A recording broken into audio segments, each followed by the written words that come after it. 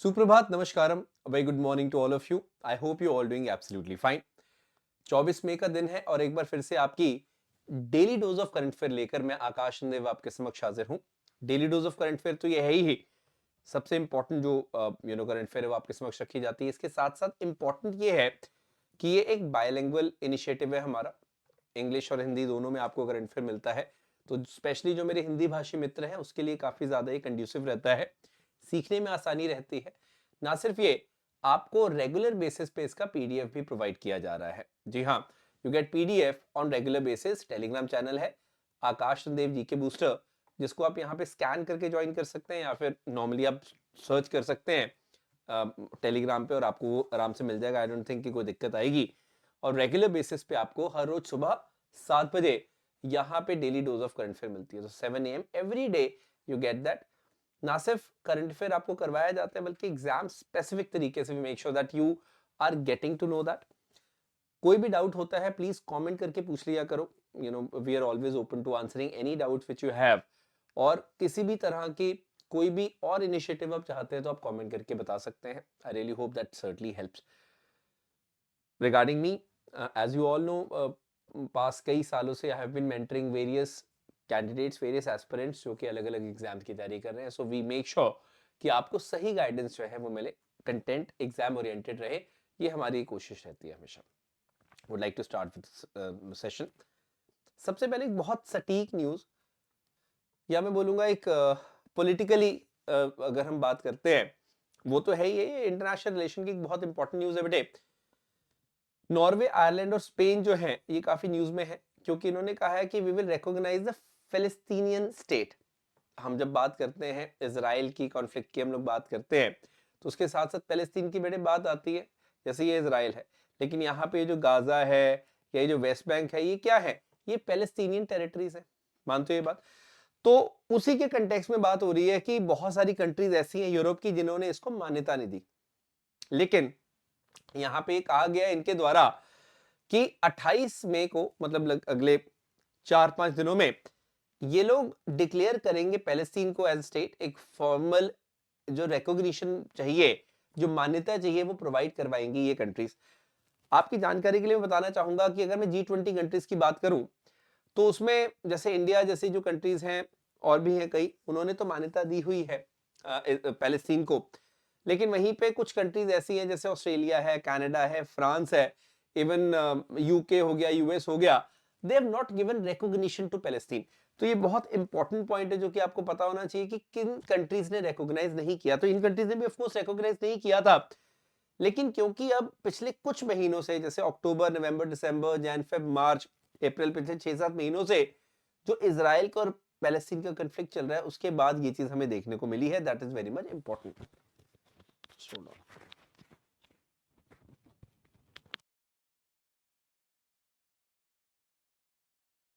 Is that clear?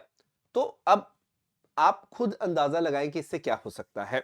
अगर ये countries जिन्होंने पहले नहीं दिया था मान्यता फैलेस्तीन टेरिटरीज को, फैलेस्तीनियन टेरिटरीज को, जब ये मान्यता देंगे तो इससे ऑफ कोर्स खफा होगा, नाराज होगा कौन? इजराइल नाराज होगा। तो वो यहां पर देखा जा रहा है। Lot of people are seeing this move, कि भाई ये ह्यूमन राइट्स के पॉइंट ऑफ व्यू से कर रहे हैं, क्योंकि ह्यूमैनिटेरियन गाजा में एक सिचुएशन आ चुकी है। आपको पता होगा पिछले कई महीनों से लगातार इजराइल बॉम्बिंग कर रहा है, बॉम्बार्डमेंट कर रहा है गाजा वाले एरिया में।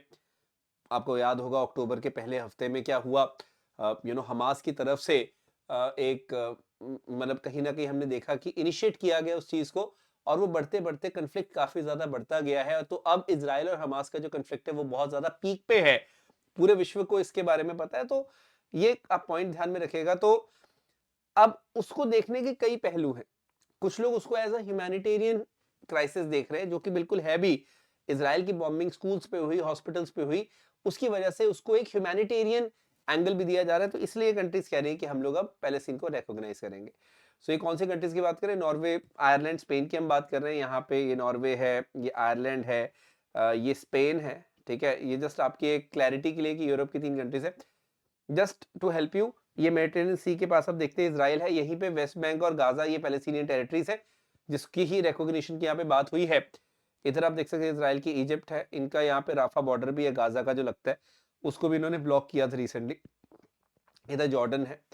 एक छोटा सा सवाल है, सवाल ये है कि आप जब यहाँ इजराइल और जॉर्डन की बात करते हो, इसके बीच में एक समुद्र है, ये क्वेश्चन मार्क में लगा दिया है। What is the name of this समुद्र? बहुत आसान क्वेश्चन है, please try to comment and let me know कि इसका नाम क्या है। I think it's a very easy question. ये बताएगा मुझे कि कितने सीरियस स्टूडेंट्स इस न्यूज को देखते हैं। So I would really like to see it from your side. आगे बढ़ते हैं बेटे, नेक्स्ट न्यूज आइटम पे चलते हैं। नेक्स्ट न्यूज आइटम बहुत ज्यादा मैं ये नहीं बोलूंगा कि आपको यहाँ पे रटना है इस चीज को, लेकिन बस क्योंकि मुझे ऐसा लगा कि समझने लायक है, इसलिए मैं आपको ये समझा रहा हूँ।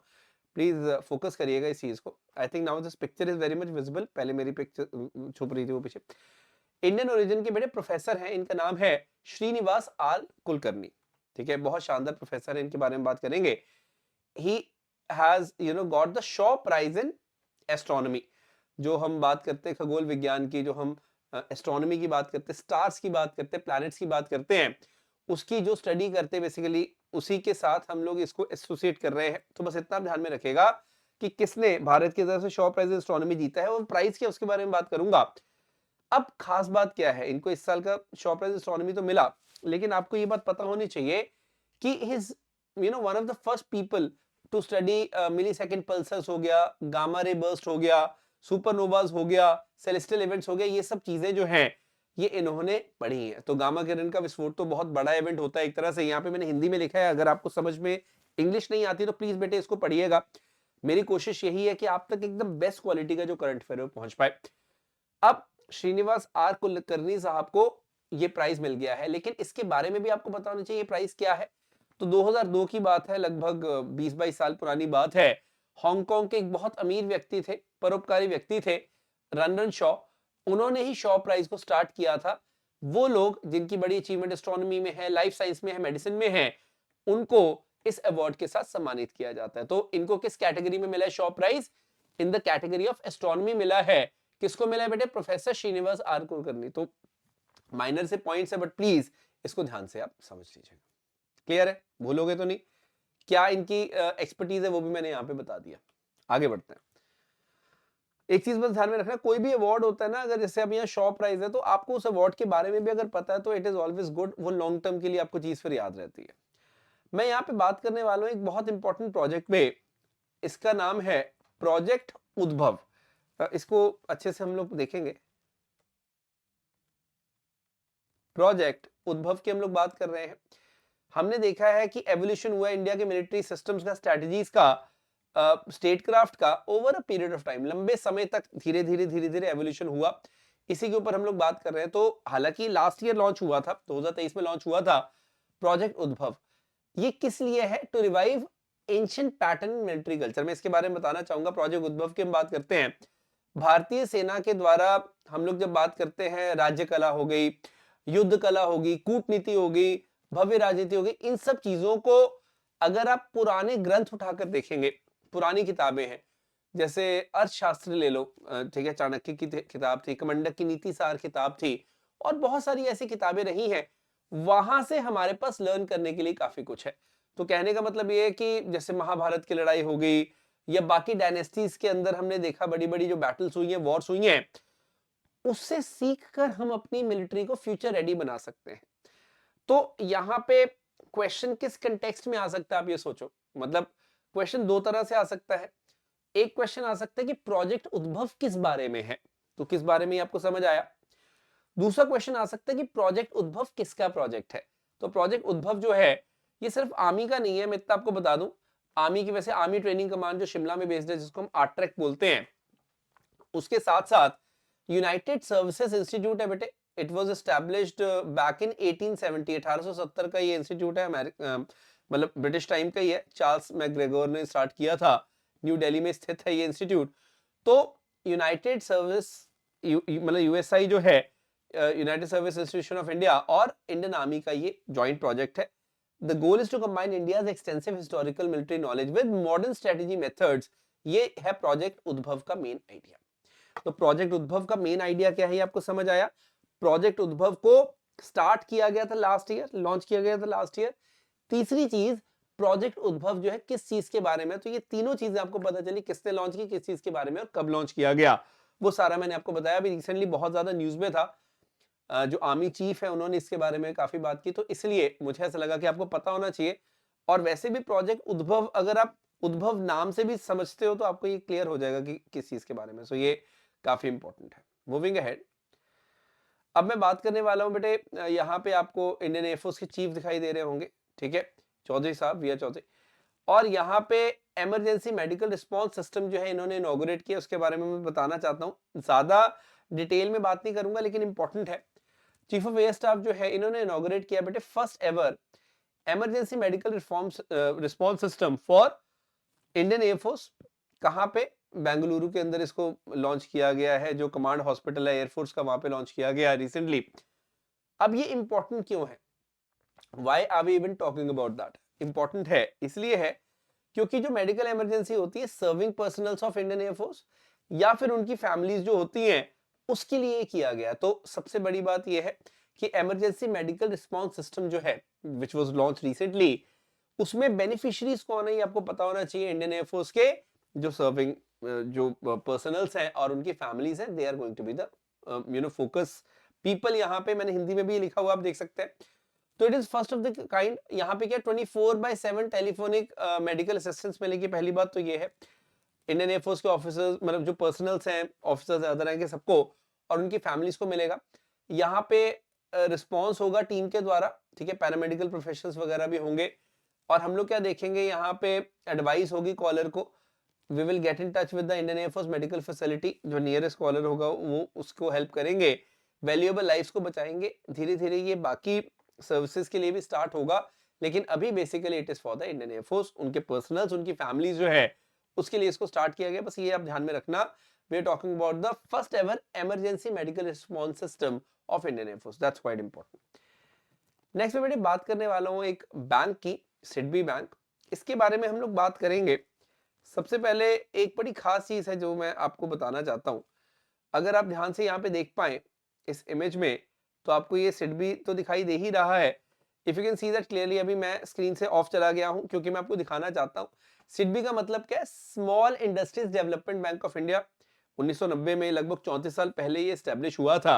इसके हेडक्वार्टर्स देखो कहाँ है, ध्यान से, they are based in Lucknow. तो ये बहुत इंपॉर्टेंट एंगल है जो बहुत बच्चे मिस कर जाते हैं, आपने मिस नहीं करना। लखनऊ में जो इसके हेडक्वार्टर्स हैं, क्योंकि नॉर्मली बैंक्स के हेडक्वार्टर्स कहाँ होते हैं? बॉम्बे में होता है मेनली, हो सकता है कोई हैदराबाद में भी हो, लेकिन ये वाला जो बैंक है इसके हेडक्वार्टर्स का लखनऊ में। इसको पहले तो याद कर लो। सिडबी का मतलब क्या है? Small industry development bank of India. It was established back in 1990।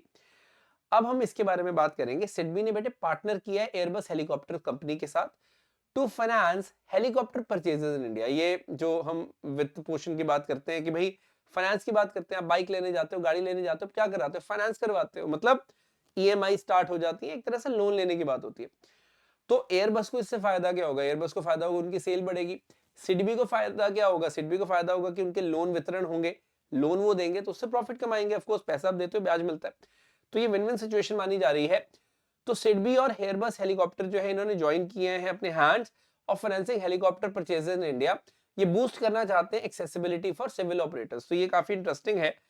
और सवाल सिर्फ इतना आएगा आपको कि एयरबस हेलीकॉप्टर के साथ किसने अलायंस किया है अभी रिसेंटली? तो इट इज सिडबी। दूसरा क्वेश्चन आ सकता है, एफकेट पॉइंट ऑफ व्यू से मैं बोल रहा हूँ कि सिडबी के हेडक्वार्टर्स कहाँ पर हैं, तो you should know it is Lucknow. और तीसरा क्वेश्चन आ सकता है बाई चांस कि भाई एयरबस के जो एयरबस हेलीकॉप्टर जो है इनकी सब्सिडरी है एरोस्पेस में, अच्छा काम कर रही है 32 साल से, इसके हेडक्वार्टर्स कहाँ हैं? तो इसके हेडक्वार्टर्स जो है they are basically in France. तो ये एयरबस हेलीकॉप्टर्स जो कंपनी है it is based out of France. ये आप थोड़ा सा ध्यान में रखना, वेरी इंपॉर्टेंट दिस इज। तो एयरबस का काफी सारे फंक्शंस यूरोप में है, तो बट ये बेसिकली फ्रांस में बेस्ड है। सिडबी के साथ इन्होंने जो टाई अप किया, तो ये क्वेश्चन आपको आ सकता है directly, so please be very clear about that. ठीक है जी, आगे बढ़े। आगे में देखो, आर्टिफिशियल इंटेलिजेंस की बात अब हर तरफ होती है, हम लोग बात करते हैं, तो ये ध्यान में रखना। एआई सियोल समिट जो है अभी हमने देखा रिसेंटली हुई, ये काफी न्यूज में थी। इसको किसने होस्ट किया? ये काफी इंटरेस्टिंग है बेटे। रिपब्लिक ऑफ कोरिया यानी कि साउथ कोरिया और यूके। तो साउथ कोरिया और यूके ने इस समिट को होस्ट किया। तो ये आपको पता होना चाहिए कि इट इज नॉट जस्ट, क्योंकि सियोल समिट से नाम हमें पता चलता है कि साउथ कोरिया होगा, तो वो इतना बेवकूफ नहीं एग्जामिनर कि वो आपसे पूछेगा कि कौन सी कंट्री है यूके के साथ। नहीं, वो ये पूछेगा कि AI Seoul Summit was co-hosted by two countries. One was South Korea, which was the other country. तो आपको पता होना चाहिए भी सियोल से साउथ कोरिया तो पता चल ही रहा है क्योंकि उसकी कैपिटल है, लेकिन इट वाज यूके यानी कि यूनाइटेड किंगडम, ये आपको पता होना चाहिए क्योंकि देखो आर्टिफिशियल इंटेलिजेंस जो है वो बहुत क्विकली डेवलप हो रही है। तो आर्टिफिशियल इंटेलिजेंस कंपनीज जो है they have promised to build technologies safely at AI Seoul summit, ये आप ध्यान में रखिएगा। और अभी तो रिसेंटली यूरोप भी बहुत न्यूज में था क्योंकि यूरोप ने भी जो एआई के रिलेटेड लेजिस्लेशन जो है, जो लॉ है, उनको लाकर खड़ा कर दिया है। तो एआई की सेफ यूसेज की बात करते हैं कि सेफली हम कैसे यूज करें, तो ये काफी इंपॉर्टेंट चीजें हैं। Getting it. International solar alliance है आईएसए, तो आईएसए के बारे में आपको पता होगा, it was founded eight Paris, but ISA के हेडक्वार्टर्स कहां पर हैं? आईएसए के हेडक्वार्टर्स है गुरुग्राम में, ठीक है जी। दिल्ली एनसीआर में है, गुड़गांव में, गुरुग्राम में। 2015 में स्टैब्लिश हुआ था आईएसए। तो आईएसए के अंदर हम देखते हैं धीरे धीरे कंट्रीज जुड़ती गई। 99th मेंबर के रूप में स्पेन ने भी इसको अभी रिसेंटली ज्वाइन किया। उससे पहले आपको याद होगा पनामा ने भी ज्वाइन किया था, सिंगापुर, हंगरी, चिली, मतलब अलग अलग कंट्रीज जो है वो ज्वाइन करती रहती हैं। तो अभी हमने रिसेंटली देखा है कि उस बड़ी लिस्ट में स्पेन का नाम जुड़ गया। तो just to make you aware कि इंटरनेशनल सोलर अलायंस को अब स्पेन ने भी ज्वाइन कर लिया। तो काफी सारी कंट्रीज ज्वाइन कर रही हैं क्योंकि पर्पस क्या है सोलर अलायंस का? To bring together group of nations to endorse clean energy, और उसको ही यूज किया जाएगा। तो सोलर को काफी प्रमोट करते हैं। और अच्छी बात क्या है कि इसमें इंडिया फोर फ्रंट पे है। इंडिया सबको बता रहा है कि सोलर कितना इंपॉर्टेंट है और हम खुद अपने देश में सोलर को काफी प्रमोट कर रहे हैं। तो ये काफी इंटरेस्टिंग है। तो ये स्पेन है, ये आपको मैं वैसे ऑलरेडी बता चुका हूं। You can have a look at this, Spain. Next में बात करने वाला हूं, ये काफी ज्यादा न्यूज में था वैसे। Rishi Sunak is the prime minister of UK, ठीक है, भारतीय मूल के हैं ये। तो Rishi Sunak has announced UK general election on 4th of July। ये काफी इंटरेस्टिंग है। 4 जुलाई को इन्होंने इलेक्शंस अनाउंस किए, जैसे इंडिया में जनरल इलेक्शंस चल रहे हैं और हमारा 4 जून को रिजल्ट आएगा, उसी प्रकार से 5 साल बाद जैसे इनके इलेक्शंस हो रहे हैं, तो ये 4 जुलाई को करवा रहे हैं। हालांकि मतलब मैंने ऐसे आपको बता दिया क्योंकि न्यूज में चल रहा था।